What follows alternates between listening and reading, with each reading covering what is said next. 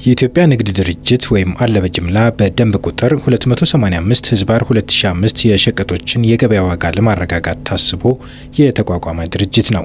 ድርጅቱ በህብረተሰቡ ዘንድ ተፈላጊነት ያላቸው መሰረታዊ ምርቶችን ለማከፋፈልና ዘመናዊ የግብይት ስርዓትን ለመዘርጋት ታሳቢ አድርጎ እንደተመሰረተም የኢትዮጵያ ንግድ ስራዎች ኮርፖሬሽን የኮሙኒኬሽን ኃላፊ ወይዘሮ ቴነሽ ገብረ ሚካኤል ተናግረዋል። አለ በጅምላ ሲቋቋም ዋና ዓላማው የሸቀጦችን የገበያ ዋጋ ለማረጋጋት በህብረተሰቡ ዘንድም ተፈላጊነት ያላቸው መሰረታዊ ምርቶችን በአንድ ጣሪያ ስር በማከፋፈል አስተማማኝ አቅርቦት እንዲኖር የሚያስችልና ዘመናዊ የግብይት ስርዓትን ለመዘርጋት ነው።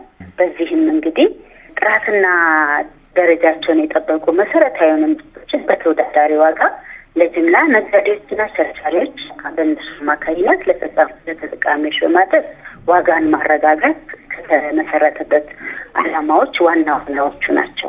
አለ በጅምላ በሚል መጠሪያ የሚታወቀው የኢትዮጵያ ንግድ ድርጅት ወደ ስራ ሲገባ በሸቀጦች ገበያ የ30% ባለድርሻ ለመሆን አቅዶና በመላው ሀገሪቱ በተመረጡ ከተሞች በርከት ያሉ ማከፋፈያ ማዕከላትን ለመክፈት አስቦ ነበር።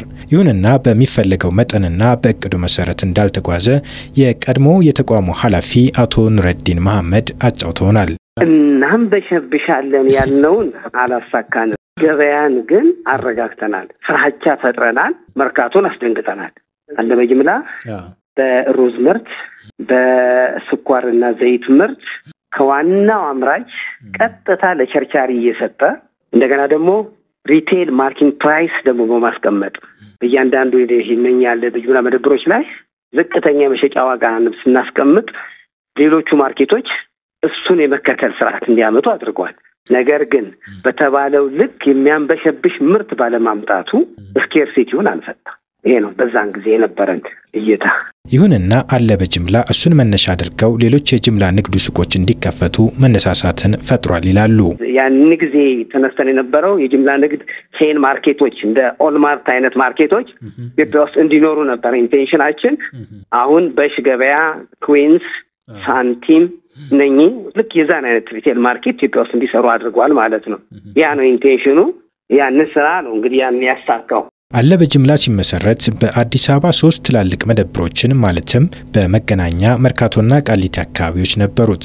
በክልል ደግሞ ሻሸመኔ፣ ባህር ዳር፣ ሐዋሳና ደሴ በድምሩ 7 የሽያጭ ማዕከላት ወይም መደብሮችን ይዞ ነበር።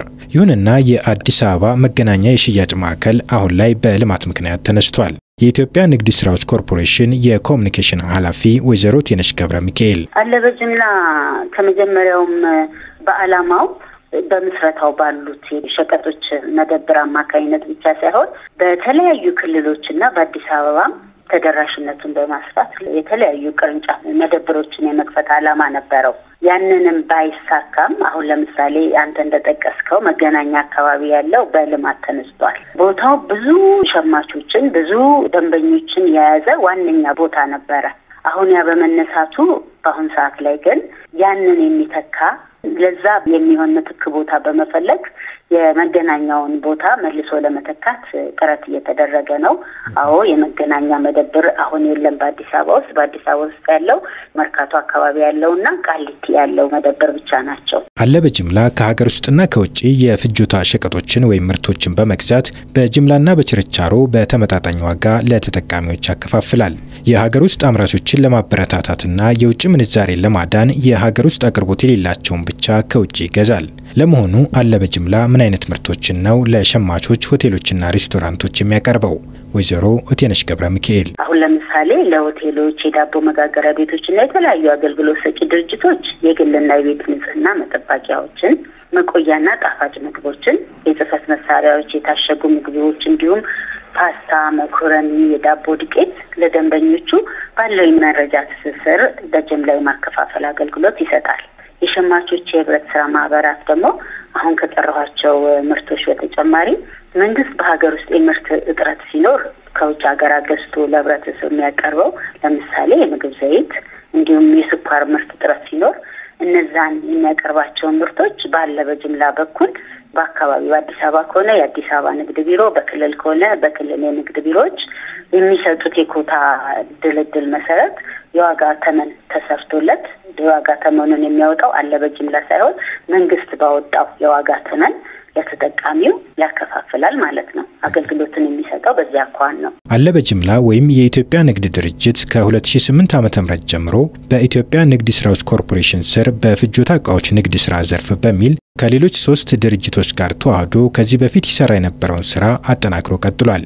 የኢትዮጵያ ንግድ ስራዎች ኮርፖሬሽን የኮሙኒኬሽን ኃላፊ ወይዘሮ እቴነሽ ገብረ ሚካኤል ወደ ኮርፖሬሽኑ ሲዋሃድ አለ በጅምላን የፋይናንስ አቅምም ለማጎልበት ኮርፖሬሽኑ ስር ስለሆነ የኮርፖሬሽኑን ሀብት በጋራ በመጠቀም ሸቀጦችን ለመግዛትም ሆነ ለማከፋፈል የሚጠቀምበትን ከባድና ቀላል መኪናዎች የኮርፖሬሽኑን በመጠቀም ወጪን የመቀነስ አለ በጅምላ ይጠቀምበት የነበረው ቢሮ ኪራይ ስለነበረ ወደ ኮርፖሬሽኑ አዛውረን እንዲሁም ከኮርፖሬሽኑ የተዋሃዱ ዘርፎች ጋር የመነገጃ ካፒታልን በመበዳደርና መሰል ገዛዎች አለ በጅምላን በተለያዩ ክልሎች ላይ ቅርንጫፍ መደብሮችን በመክፈት ለመስራት ጥረት እየተደረገ ነው። አለ በጅምላ በአዲሱ አደረጃጀት የተሻለ አገልግሎት እንዲሰጥና በሁሉም የሀገሪቱ አካባቢዎች ተደራሽ እንዲሆን ሰፊ ስራን ይጠይቃል ይላሉ የኢትዮጵያ ንግድ ስራ ኮርፖሬሽን የኮሙኒኬሽን ኃላፊ ወይዘሮ እቴነሽ ገብረ ሚካኤል በፊት አለ በጅምላ አሁን የፍጆታ ዕቃዎች ንግድ ስራ ዘርፍ